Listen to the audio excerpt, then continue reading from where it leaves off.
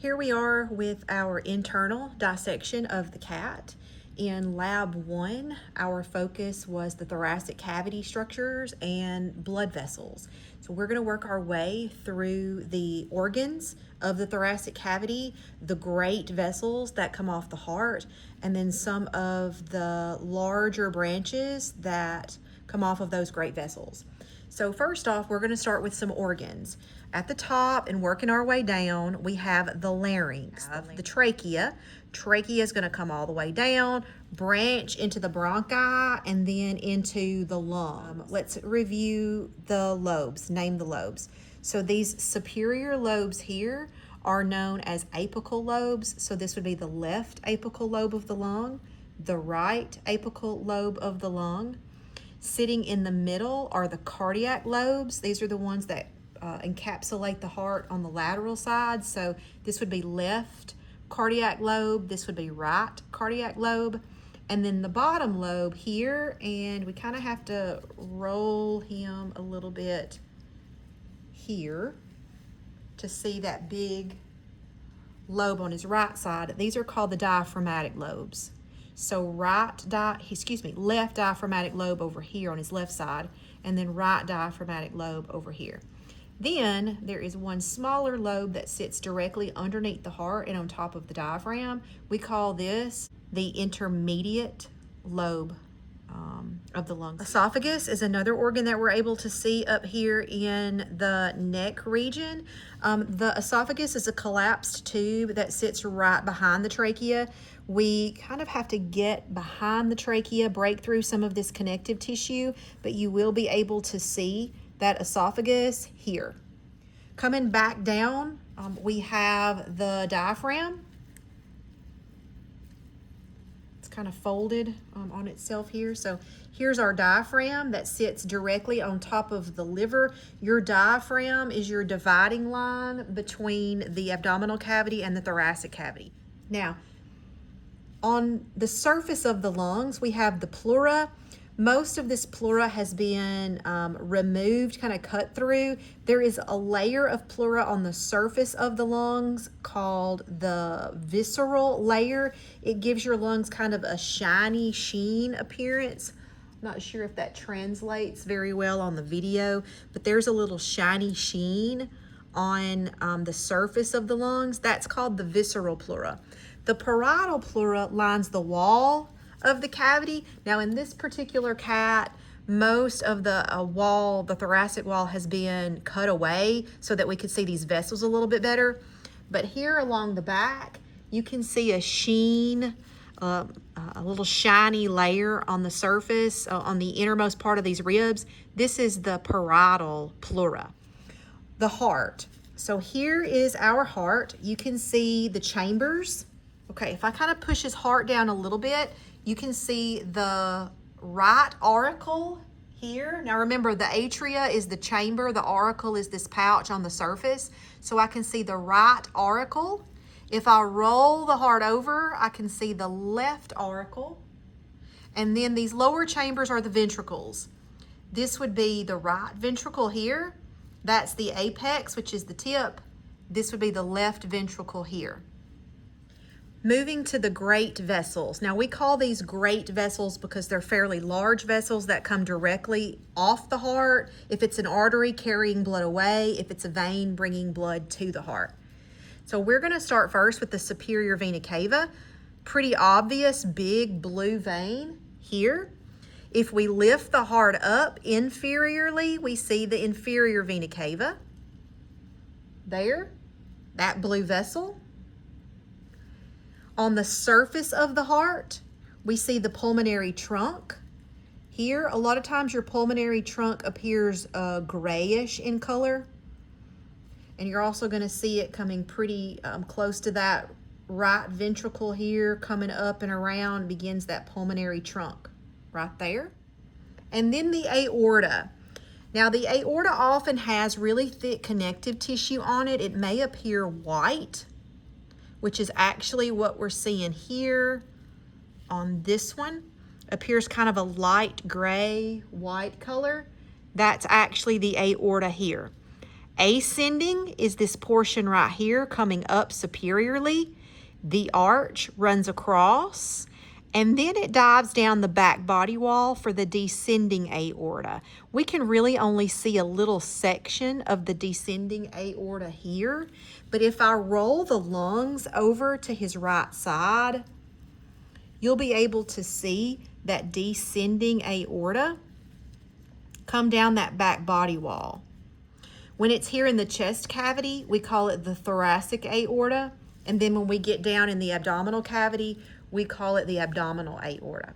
Moving to veins, let's start identifying some of the veins that feed into the superior vena cava. All right, we're going to start with the very first branch that comes off the superior vena cava. It is called the azygos vein. If we roll the heart to his left side, grab the lungs too, the right lungs, we're going to see a branch that comes off the superior vena cava pretty immediately. This is called the azygos vein. So we're coming straight basically into that right atrium. You can actually see the auricle right here. Here is the azygos. As we continue up the superior vena cava, the next one we're going to run into is called the internal mammary vein. Now, this internal mammary vein is cut from the chest wall. We had to cut it when we opened up the cat. So you're just going to see a little nub. Mine's quite small. Yours might be a little bit longer when you're identifying this in the cat, but it's just going to be a little stump of a vein coming off that superior vena cava. And again, that is called the internal mammary. As we continue up, you're going to find a branch on the right that dives inward. This is called the right vertebral vein.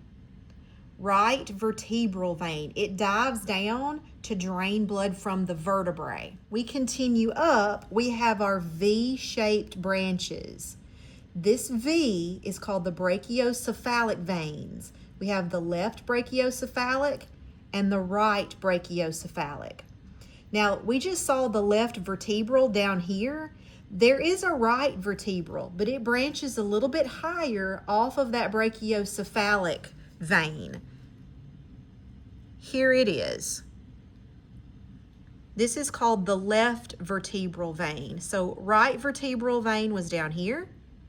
Left vertebral vein is here. Now as we continue up, we're going to see our jugulars. External jugular here on the outside. Now there's also an internal jugular. It's quite small and typically it branches closer down here to the brachiocephalic vein.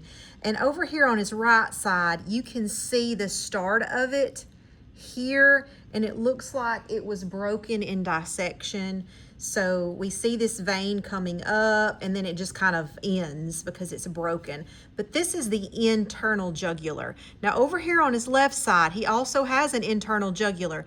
It branches a little bit further out though from that external jugular. So this vein right here coming up, you see it running by the carotid artery here, that pink one in the neck. This is also the internal jugular. You can see it a little bit better right up here. That's the left internal jugular. Now, that external jugular comes out and you see a branch headed laterally to the shoulder. We still got a little bit of muscle here, but there's a branch that comes out to the shoulder. This is what we call transverse scapular. Now, once we get past the external jugular, this brachiocephalic vein becomes the subclavian. Now, the subclavian is a little short section because quickly after we leave that external jugular, you're going to see several different branches going out to the shoulder, coming out to the arm. And once we're here, we call it axillary because the axillary vein is here now in the armpit region. So just this little short section between these more numerous branches and the external jugular, this is what we call the subclavian vein. Left subclavian is the side I'm on. So if I was to put a pin in it, if I put a pin here, We're going to call that brachiocephalic vein, the left brachiocephalic vein. Over here would be the right brachiocephalic vein. Okay? Here would be external jugular. Here would be internal jugular. Here would be subclavian.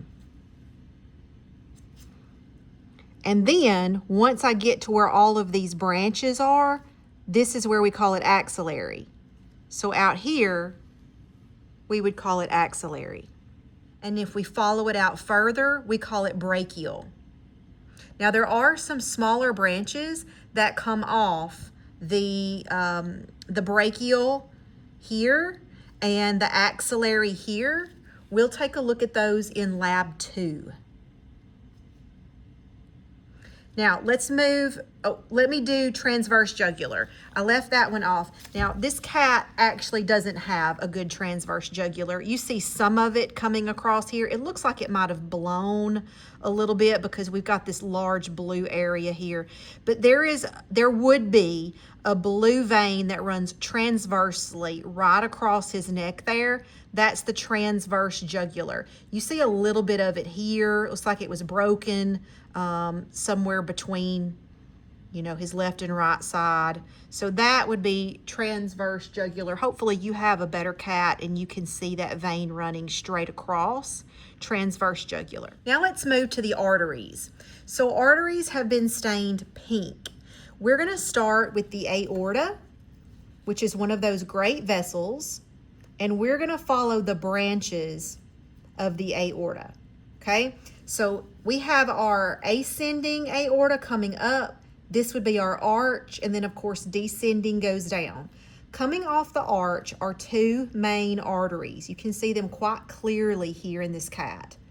This first one is called the brachiocephalic trunk. We use the word trunk with the brachiocephalic artery. You do not use the word trunk with the veins, okay? So trunk is the artery. This brachiocephalic trunk is going to move superiorly, head up, and it's going to have three branches. Now, they're kind of hidden behind these veins, so we're going to do our best to kind of look around them. Okay, this first branch coming to the right side, we call right subclavian, and it's kind of peeking out from behind this superior vena cava. You can see that vertebral vein right there. Right subclavian artery. Then our next two branches are the carotids. Here's the right common carotid. Here's the left common carotid. All three of these come off the brachiocephalic trunk. The other branches we're going to identify come off the left subclavian. This artery here is the left subclavian. If we follow this left subclavian up, we're going to see several branches. Our first branches are medial. You see three. 1, 2, 3.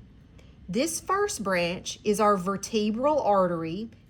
The next one is called costocervical. And then this last one here coming up is called thyrocervical. I usually abbreviate these the VCTs. V, C, T. Vertebral, costocervical, thyrocervical. Now, branching out more laterally is the mammary. You see that's broken. There's our mammary artery. Now, there's a little difference between mammary arteries and mammary veins. There is only one mammary vein, and it comes off the superior vena cava. There are actually two mammary arteries. There's a left and a right. We're looking at the left. So left mammary artery, and it branches opposite your VCTs. Over here is the right internal mammary. It comes off the right subclavian. So there's our right subclavian. Remember, the right subclavian and the carotids come off the brachiocephalic trunk. So there's that brachiocephalic trunk, kind of disappears behind that superior vena cava. It's going to reemerge with these branches. We've got our right subclavian here, right common carotid, left common carotid. Back to that right subclavian, this is where your mammary is going to come off of. Again, it's a little stump. This is the right internal mammary artery. This is the left internal mammary artery, here and here. And rounding out lab 1 are the nerves. There are 2 nerves to locate here in the thoracic cavity. The first one is the vagus nerve. The vagus nerve always runs beside the carotid. The phrenic nerve runs beside or parallel to the inferior vena cava. So I'm going to push the diaphragm down and I'm going to lift the heart up and see if we can move some of these lobes of the lungs over. Okay, our phrenic nerve is here. It runs beside the inferior vena cava. And that completes lab 1 structures.